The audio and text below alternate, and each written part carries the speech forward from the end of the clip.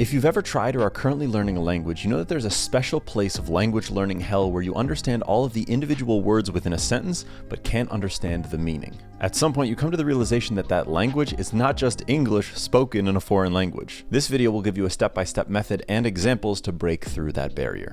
You see, the problem is that the easiest to understand parts of a language are the farthest from what we generally care about, the meaning. If you're lucky or have put in a little bit of effort, you already know the alphabet or the writing system for your target language, which means that you can begin to make sounds even if you have no idea what those sounds and letters actually mean. But no matter how proficient you are with those basic building blocks, unless your target language is 2016 mumble rap,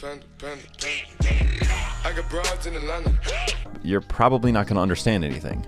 For that, you need words, and a whole lot of them. I feel that one of the basic requirements for learning a language is knowing words. You don't need to know the entire dictionary, but you do put yourself at a disadvantage for every word in a sentence that you don't know.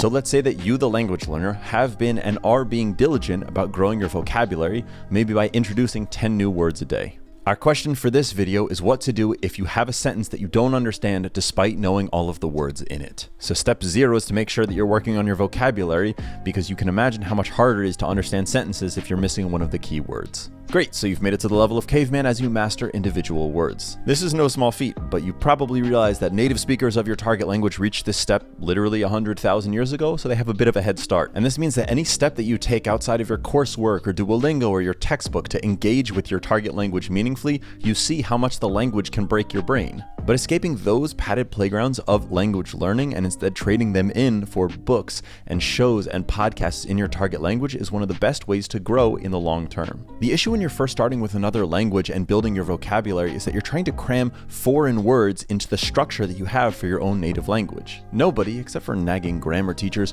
will fault you for this, but one of your primary goals when you're first starting out is to develop a new engine for processing the world using this new language. And that goes far beyond just knowing individual words. When you come across a sentence that you trip over, here's a process to extract the meaning from it. Step 1 is to atomize the sentence to confirm that you know all of the words. You don't need to know each word in all of its richness, but if the word seems opaque or you could benefit from a secondary definition, get that clarity and see if it unlocks the sentence. Step 2 is to brainstorm what the sentence could mean. This starts by looking for connections between the words, and it means thinking in terms of structures. If you're grammatically inclined, that means knowing the object and the subject, any modifiers, etc. If you have a grasp of all the components but things aren't clicking together, go back one sentence, read that and see how it flows into your sentence and see if that unlocks things. If that doesn't work, read your sentence and see how that flows into the next one to see if that unlocks the original one. Oftentimes you may have 2 or 3 theories on what your sentence could mean, so make sure that you list those out clearly in your mind. Then finding ways to poke holes in those theories could help you figure out what your sentence actually means.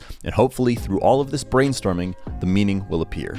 If that doesn't work, step 3 is to repeat the sentence out loud to get that new sentence taste out of your mouth. And then read it again.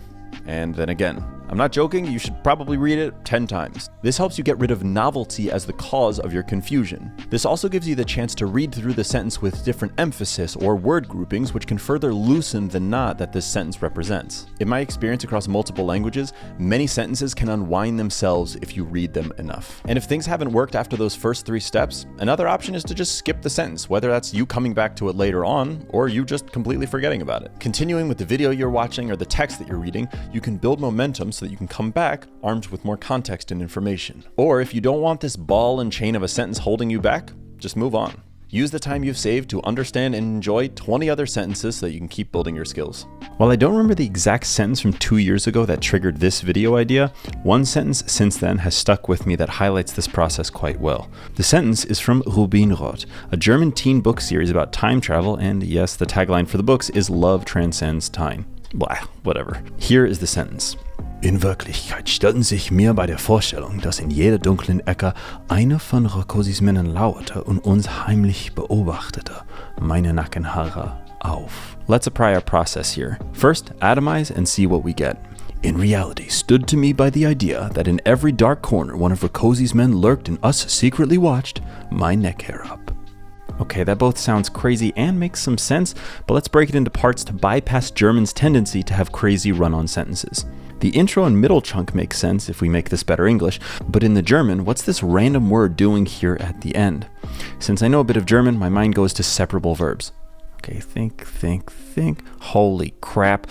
What unlocks this sentence is that the thing that's standing up here is the neck hair, which means that there are 21 words separating the two halves of the verb aufstellen, or to stand up. So this sentence means that in reality, my hair stood up at the idea that in every dark corner one of Rakoczy's men lurked and secretly watched us. 2 other odds and ends. First, while the process that I laid out can undoubtedly help, don't discount grammar and traditional study as a way to build your understanding. Traditional language instruction relies more on theoretical and cognitive understanding, while what we went through here is about learning by doing. So unless you're really motivated by dedicating your language learning time to grammar and textbooks, use them as reference materials to help you grow and understand what you're seeing in the real world. And point number 2 is that while you will have to figure out how to deal with them somehow, this process won't do you much good when it comes to phrases and expressions. All right, there you have it. In addition to more traditional methods you may be using, this process of atomizing, brainstorming, repeating, and potentially moving on can help you to decipher sentences as you read and watch. Meanwhile, I've extended the 7-day Polish challenge by another 30 days, so stay tuned for that video, and leave a comment if there are any other explorations or explanations that you'd like to see, and I'll catch you in the next one.